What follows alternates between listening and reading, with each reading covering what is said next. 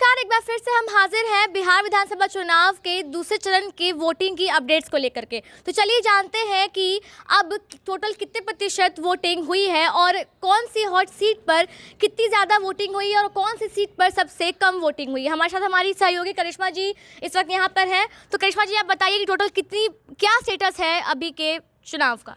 जी शिवानगी, बता दें कि बिहार में अभी तक 44.47% वोटिंग हुई है, जिसमें बेगूसराय ज़िले में 47.97%, भागलपुर में 44.98%, दरभंगा में 42.99%, गोपालगंज में 46.49%, खगड़िया में 50%, मधुबनी में 43%, मुजफ्फरपुर में 50%, नालंदा में 45.46%, पश्चिमी चंपारण में 47%, पटना में सबसे कम वोटिंग हुई है 39.65%, पूर्वी चंपारण में 42.94%, समस्तीपुर में 45%, सारण में 41%, शिवहर में 49.50%, सीतामढ़ी में 42.18%, सिवान में 42%, वैशाली में 45% वोटिंग अभी तक हुई है। बात करें किसी एक सीट पर सबसे ज़्यादा वोटिंग की, तो वो है मुजफ्फरपुर के मीनापुर में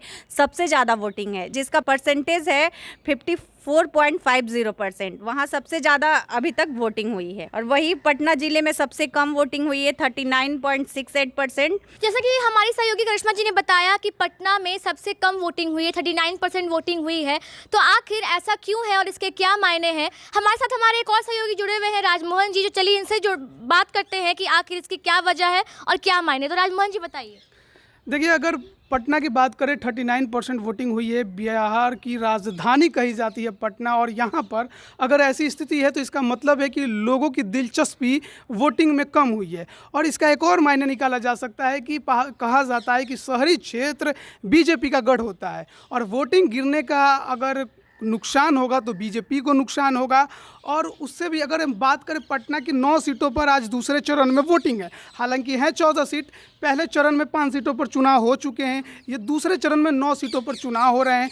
तो इसमें अगर हम नज़र डालेंगे कि किन किन सीटों के ये हालात हैं, आखिर क्या कारण है, तो हम नज़र जब इस पर गिराते हैं तो हमें देखने को मिलता है कि जो ग्रामीण क्षेत्र हैं, पटना ज़िले के जो ग्रामीण सीट हैं, तो वहाँ पर स्थिति इतनी ख़राब नहीं है। वहाँ पर 45, 40, 50% के आसपास वोटिंग दिख रही है। लेकिन वही बात अगर हम करें शहरों की, जैसे दीघा है, कुम्हरार है और पटना साहिब है, तो यहाँ पर वोटिंग जो है दीघा में 29% है, कुम्हरार में 27% है, पटना साहिब में 39% है। यानी कि शहरी क्षेत्रों की हालत ख़राब है, और इसका नुकसान बीजेपी को ही होगा, क्योंकि कहा जाता है कि बीजेपी का शहर में वोट है। और इस तरह का वोटिंग गिरना निश्चित तौर पे ये कहा जाएगा कि जो यहाँ की जनता है पटना की, उनका जो कहा जा सकता है कि जो अंदर से जो पहले था नीतीश सरकार के प्रति एक रुझान, वो घट गया है। और निश्चित तौर पे जब परिणाम आएंगे तो इसका असर देखने को मिलेगा। दूसरे चरण में 2 सबसे हॉट सीट है, राघवपुर और हसनपुर। इन पर क्या अपडेट्स है? जो अपडेट अभी इलेक्शन कमीशन ने दी है उसके अनुसार तो दोनों ही सीटों पर वोटिंग 50% से ज़्यादा हुई है। हसनपुर की अगर बात करें, जहां से तेज प्रताप यादव आरजेडी से ताल ठोक रहे हैं, तो वहां पर 51% से ज़्यादा वोटिंग हुई है। यानी कहा जा सकता है कि ये वोटिंग जो है 55% तक जा सकता है। वहीं अगर बात करें राघोपुर की, तो यहाँ पर 52% से ज़्यादा वोटिंग हुई है। यानी दोनों ही सीटों पे लमसम कहा जा सकता है कि अच्छी वोटिंग है। हालांकि उतनी बेहतर नहीं कही जा सकती, क्योंकि हॉट सीट हैं, वहाँ की जनता को और ज़्यादा आकर वोटिंग करने चाहिए थे। भावी मुख्यमंत्री के उम्मीदवार हैं महागठबंधन से तेजस्वी यादव, वहीं उनके बड़े भाई तेज प्रताप हसनपुर में जाकर इस बार ताल ठोक रहे हैं। तो यही कहा जा सकता है कि वोटिंग ठीक है वहाँ पर। और हसनपुर में मुकाबला कितना कड़ा होगा ये देखने वाली बात होगी, क्योंकि जिस तरह से फीडबैक कुछ दिन पहले हमें मिले थे कि जेडीयू से राजकुमार राय, जो कि पिछले 10 सालों से वहाँ विधायक हैं, उन्होंने तेज प्रताप यादव को पैराशूट उम्मीदवार बताया था। हालांकि तेज प्रताप यादव को देखा जाए तो ग्रामीण क्षेत्रों में हसनपुर में ज़बरदस्त समर्थन मिलता दिखाई दे रहा है। वहीं अगर बात करें राघोपुर की, तो जहां से सतीश कुमार बीजेपी के उम्मीदवार हैं, तेजस्वी यादव के अपोजिट में पिछले बार भी थे, तो यहाँ भी मुकाबला उतना कड़ा नहीं है। तेजस्वी यादव के लिए आसान है, क्योंकि लोगों को ऐसा लग रहा है कि वो मुख्यमंत्री चुन रहे हैं। आज एक और न्यूज़ आई थी मुजफ्फरपुर के साहेबगंज विधानसभा क्षेत्र में बूथ कैप्चरिंग को लेकर के, तो इस पर क्या अपडेट है? और जो साहेबगंज का जो वीडियो वायरल हुआ था उसकी हमने ब्रेकिंग भी चलाई थी और उस खबर पे जो अब अपडेट आ रही है, सबसे पहले तो ये बता दें कि जो इस वीडियो को नहीं देखे थे हमारे, उनको बता दें कि एक वीडियो वायरल हुआ था जिसमें हमने देख रहे थे ये कि एक महिला है जो वोट डालने जा रही है,